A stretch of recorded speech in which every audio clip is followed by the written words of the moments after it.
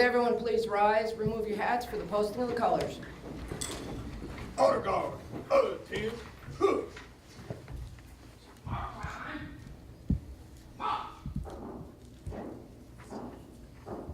Forward. March.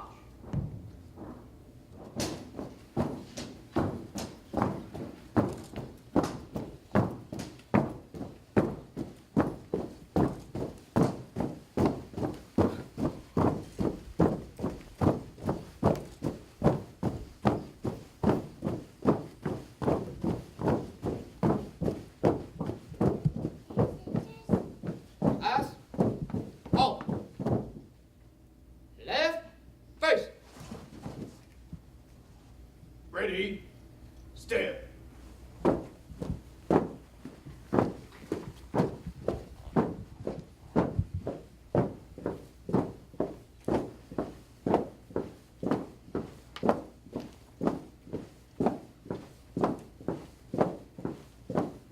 Detail, halt.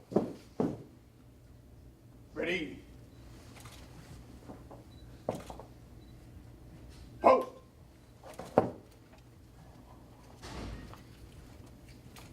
Colors.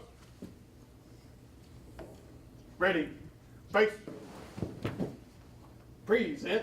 On. I pledge allegiance to the flag of the United States of America and to the republic for which it stands, one nation, under God, indivisible, with liberty and justice for all. Order. On. Ready. Face. Ready. Stand.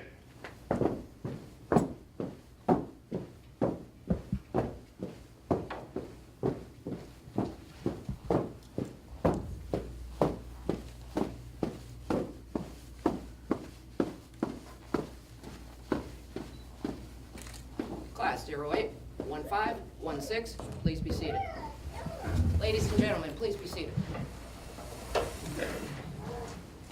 I'd like to welcome everybody that's come to watch these cadets in their final step of their graduation and their beginning step for their career. First of all, we're going to start off with the class speaker. They've chosen Mr. Alan Burge from James Crabtree Correctional Center as their guest speaker.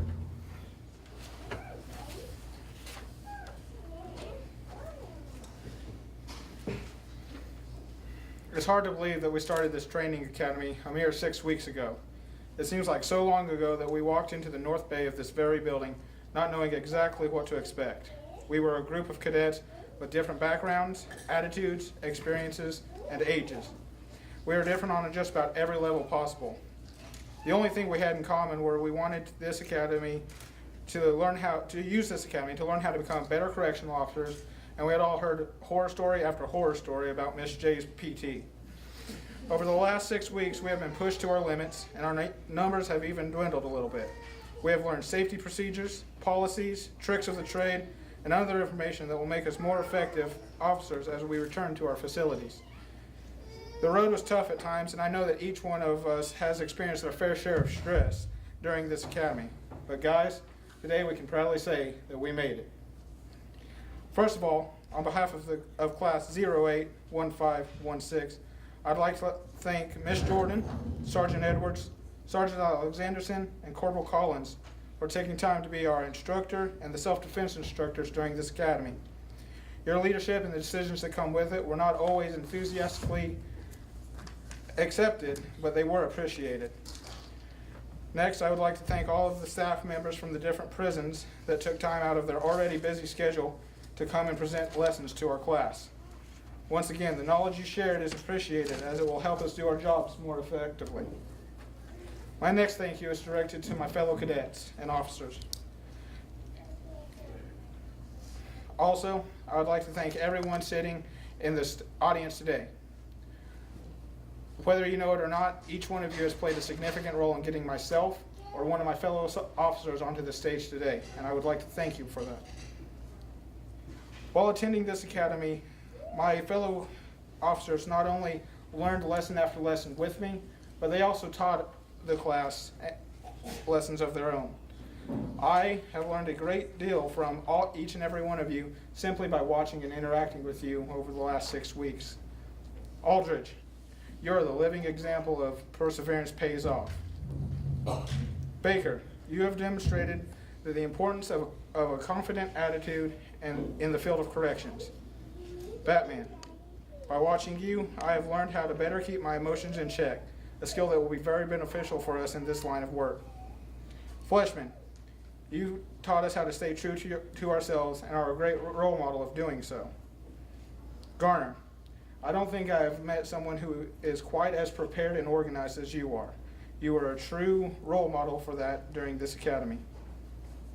Gaskell, I only thought that I knew what the phrase never give up meant until I saw you go through this academy with me. Jones, you provided us all with a great example of how to remain calm in any stressful situation, no matter what the circumstance. This is yet another skill that I will benefit by utilizing. Kenny, I truly appreciate how you're able to maintain a sense of humor throughout this academy. You always knew how to bring a refreshing bout of relief at just the right moment. Lindell, you have shown us that you never settle for merely what is expected. Your determination and passion was inspiring to witness during Academy, and we could all benefit by following your example. McGuire, I cannot thank you enough for showing us all not only the need for a good friend and a good coworker, but how to be one. Minson, you showed us not just what the small stuff, and focus on the more important things.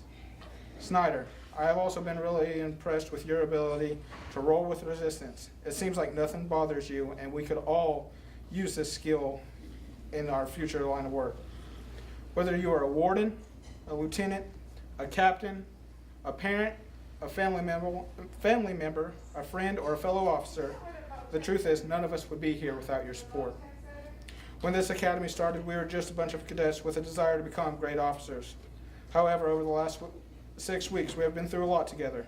The lessons we were taught, the firearms training simulator, self-defense week, PT, and even getting sprayed in the face helped prepare us for the line of work we are going into, but it also brought us closer together. We may have had a few arguments, but most groups do. We have struggled together, studied together, and grown together. Today, I could not ask for a better group of officers to be graduating with. It is my hope that the important lessons learned and the bonds created at this academy continue to stay with us through our careers with the Oklahoma Department of Corrections. Thank you.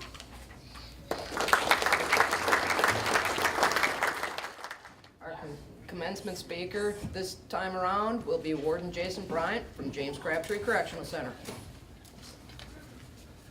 Well, thank you, everyone. Thanks for being here.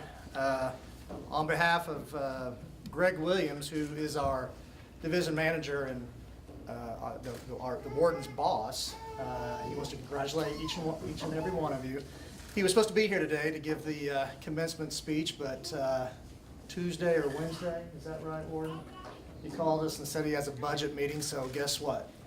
I'm doing it. So I'm filling in for him. But we got several of our fellow employees here. We have Chief Lively from William S. Key, Chief Denton from Crabtree, Chief Loudon from Bill Johnson.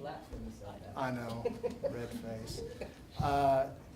Deputy Warden Becky Guffey from Bill Johnson. Who else before I? Deputy Warden Casey. Well, I'm going to introduce Casey here in just a second. Am I missing someone else? Okay. All right, well, Casey Hamilton is my deputy at Crabtree, but as of next Tuesday, he will be the warden at NEOCC in Veneta, Oklahoma. So congratulations, Warden Hamilton. Well,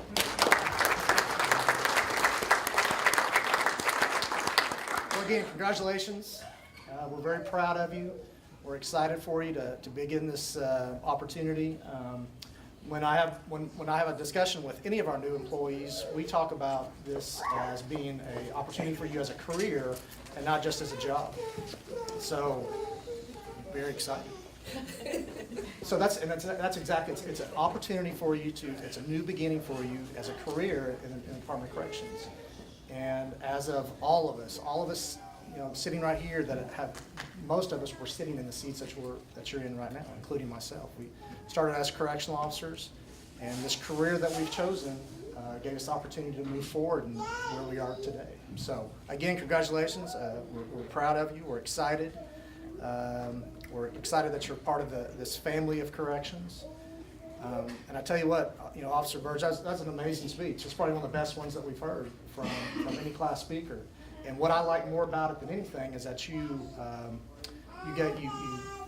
talked about each and every one of your correctional officers and how they're important to you.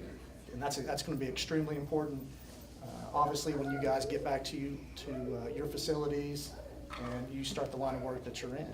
Because the relationships that you have right now and the relationships that you build today are going to mean everything in the future. So that was really well done. Thank you, Ms. Jordan. This academy, we feel like the three wardens in this academy feel like this is the best academy in the state of Oklahoma. We have really good employees throughout the state. We have good academies throughout the state. But this one is unique, and we feel like the officers that we have in front of us right now are the ones that are the most prepared and the well-trained in getting ready for the line of work that they're getting into. I have two messages for you today. The first message is really about the business that we're all in right now, and that's corrections. And corrections means something. Corrections means that we're trying to actually correct behavior. With almost 30,000 inmates that are incarcerated today, those inmates have been directed to us in the state of Oklahoma so that we can try to assist them in correcting their behavior. So ideally, that's exactly what the Oklahoma Department of Corrections means, is that we're trying to correct the bad things that they've done in the past so that they don't start this cycle of incarceration over and over and over again. That's really why the state of Oklahoma is in the situation that they're in, is some of the opportunities that the inmates have, they haven't had in their assistance to correct that behavior. They just come in and out of the system and in and out of the system. So out of the almost 4,000 employees that we have, who is that first level of contact with these 30,000 inmates that we have in the system? That's you. You as correctional officers are the very first people that have that come into contact when they first come into the system. So you're the ones that respond to the emergencies. You're the first people to counsel with them. You're the first level employees that we're relying on to begin this duty of what my message is that what we do is absolutely a noble cause. I heard that several years ago in some leadership training, that what we do in corrections is a noble cause. And we don't hear that enough. Sometimes in the world of law enforcement, corrections doesn't get a lot of attention. Sometimes it's much more negative attention than the positive. But what we think in corrections as correctional professionals is that we do absolutely a noble cause, because we are actually taking folks that have been taken away from society and taken away from their communities, putting them into an isolated situation, and you as correctional officers are there to assist them to try to correct what they've done wrong. And to go even further, just kind of a statistics guy, do you know that statistically, incarcerated parents, their children have about a 50% better chance of being incarcerated themselves. And that's really another where we are today in the state of Oklahoma, is that these incarcerated parents sometimes might not get the assistance that they need, and they have children. So they start with Janice Melton at the Bill Johnson Correctional Center, and they get all the training and education and programs that's possible. And if they don't continue that treatment and education when they're on the streets, then they come to Warden Monday and myself at William S. Key and James Crabtree. So that's the whole idea of trying to correct that behavior. So again, noble cause. What you do as correctional officers is absolutely something that's very important and a noble cause. The second message that I want to give to you today, and some advice personally, is that you got to be yourself. You're going to meet so many different personalities now that you're in the business that you're in now. You're going to be paired up with peers. You're going to be paired up with supervisors. You're going to be dealing with inmates. You might deal with maybe inmate families, maybe during visiting. But all these personalities, sometimes, if you don't use your own way of dealing with situations and issues, you might find yourself dealing with things that you didn't want to. When I was a young officer, I had some great peers, but those guys were much different than what I am. And when it took me about a year to figure out that, you know, so long as I use what's taught to me, the things that were taught to you at the academy, the things that you'll learn while you're in the line of work, that if you aren't yourself and you learned to accomplish things by the person that you are, will be a lot more easier than if you were to use someone else's personality. Does that make sense to everyone? Ideally, you just want to be the person you are, because the folks that you're going to be dealing with the inmates, they'll see right through you. So be yourself. I also want to share this, also a personal thing. You know, my career in corrections has been extremely rewarding, and I've got to experience many different roles in corrections. And one of the two most important roles that I feel like I've learned more about myself and learned more about the business is as a correctional officer and as a deputy warden. So, you know, as a deputy warden, I experienced how important really employees are, how important staff are to you, because not only are you the person themselves are important, but you also their families, their personal lives. And then as a correctional officer, what that taught was about how to operate in corrections, but it also taught me a lot about myself. So, you know, as a correctional officer, it was extremely important to me, something I won't ever forget, and I've used those lessons that I learned as a correctional officer every day in the line of work that I'm in right now as a warden. So, I want to congratulate you. I want to congratulate you for all the hard work for the past 6 months, and we're excited to see everyone in their new roles, and we're happy to have you at the facility here in the next couple of days. All right, good luck. Thank you. At this time, we're going to be handing out the recognition awards. Unfortunately, we only give 3 per class. Not that you all haven't deserved an award for one thing or another. You all have your strengths and you all have your weaknesses. We found that out throughout the last 6 weeks. But for the three certificates I'll be handing out is for the class speaker and the academic. This is the first time that I've had an academy where one individual covered both these categories. Alan Burge of James Crabtree Correctional Center received both as class speaker and high academic with a 96.28% overall.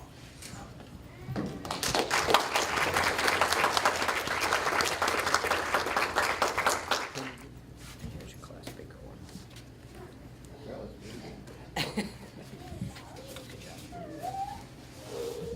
The next one I've held from the class until now. They've all voted on who they felt was the most improved throughout the last 6 weeks of their class. Everyone has improved, one way or another. However, this class voted on a certain individual and wanted him to stand out. So for the most improved for this class, they voted on Timothy Gaskell of James Crabtree Correctional Center.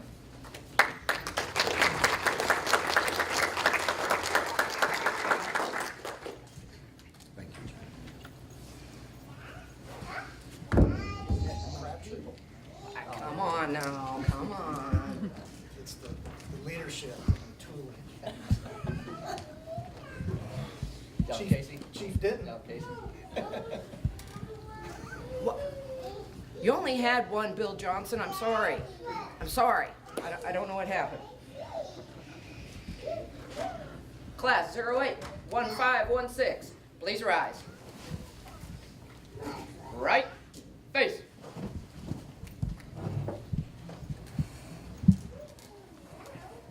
At this time, we'll be giving out their final certificates.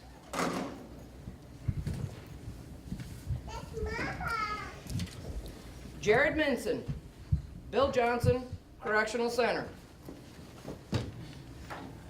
Told you, Vincent.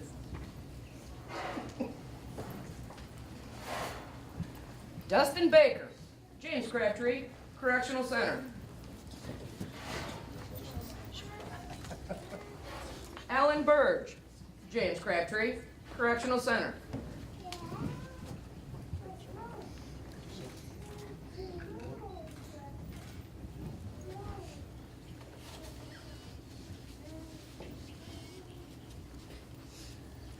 Monica Fleshman, James Crabtree, Correctional Center.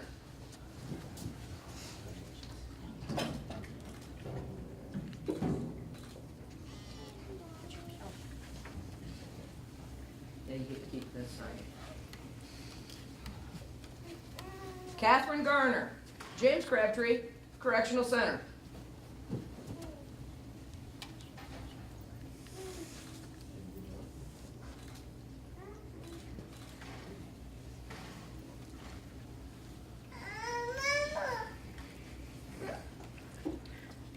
Timothy Gaskell, James Crabtree, Correctional Center.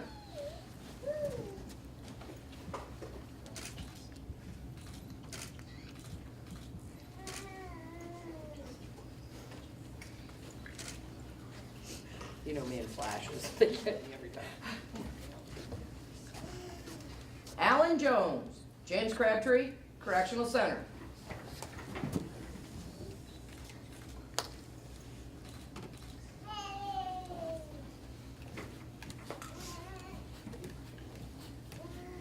Jimmy Lindell, James Crabtree, Correctional Center.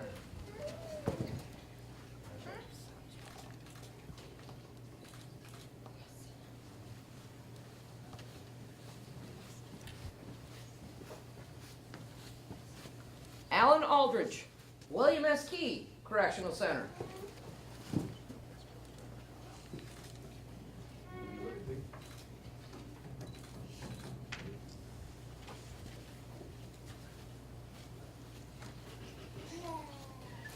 Benjamin Batman, William S. Key, Correctional Center.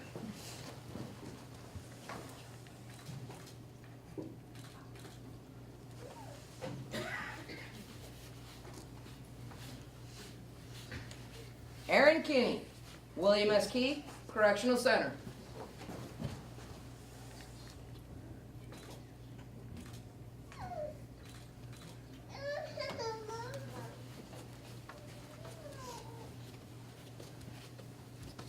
Joshua McGuire, William S. Key, Correctional Center.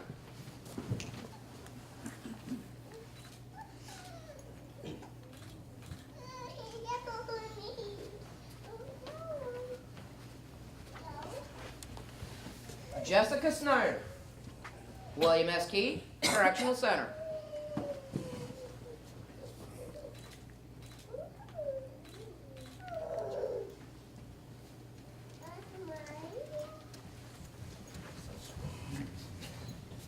Ready?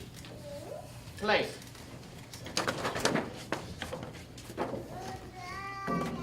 Left. Face.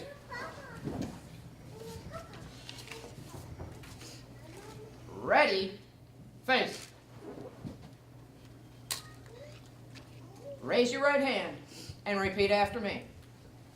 I state your name.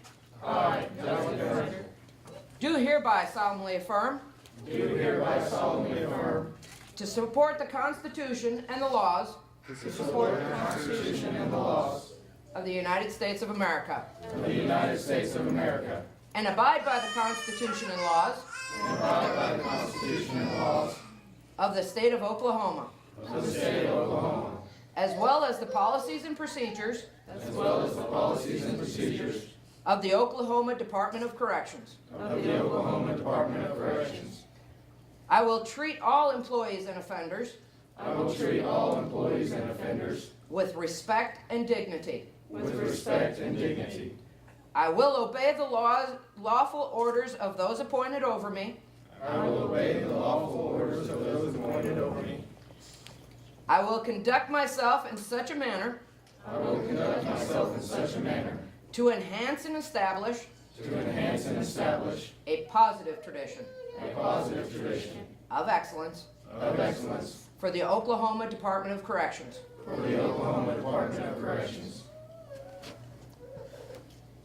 Ready, face.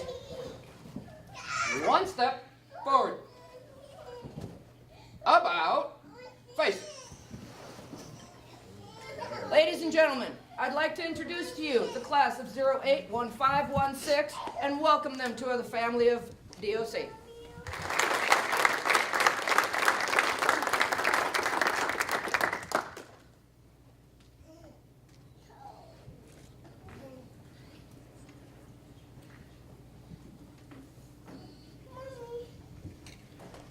About face.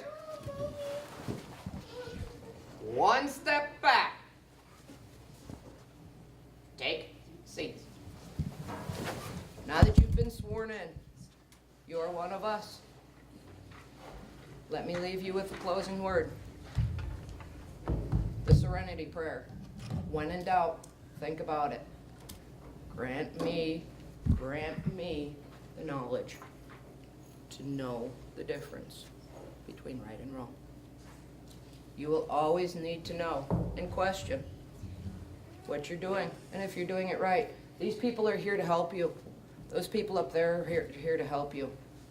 Don't be afraid. Don't be afraid. We've introduced you to a lot of people in this class, a lot of people that are here to help you. That's why we do it this way. We invite all these people so that you're familiar with them, so that you feel comfortable with them. Don't be scared of them, okay? I'd like to thank everybody for coming. There's refreshments in the break room. Please help yourself. And we're ready to close. Class. Ready? Stand. Ready? Face. Mark time. March.